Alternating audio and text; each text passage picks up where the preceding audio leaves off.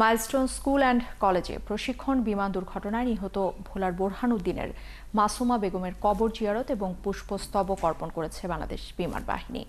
সোমবার দুপুরে বিমান বাহিনীর উইং কমান্ডার ABM সারওয়ার জাহানের নেতৃত্বে কটি দল ভোলার বোরহান উদ্দিন উপজেলার বড় মানিকা ইউনিয়নের মোল্লারহাট গ্রামে যায়। পরে শ্রদ্ধাঞ্জলি শেষে তারা মাসুমার কবর জিয়ারত করে। কবর জিয়ারত শেষে বিমান বাহিনীর পক্ষ থেকে মাসুমা বেগমের পরিবারের সাথে দেখা করা হয়। রবিবার মোল্লারহাট গ্রামের পারিবারিক কবরস্থানে মাসুমাকে দাফন করা হয়।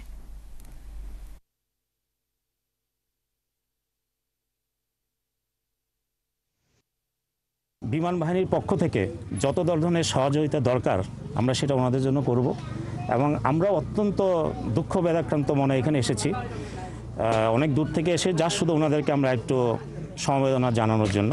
বাংলাদেশ বিমান বাহিনী আপনাদেরকে কথা দিচ্ছে এই ব্যাপারে যে কোনো তদন্ত যে কোনো কিছু সব কিছুই সুষ্ঠুভাবে হবে।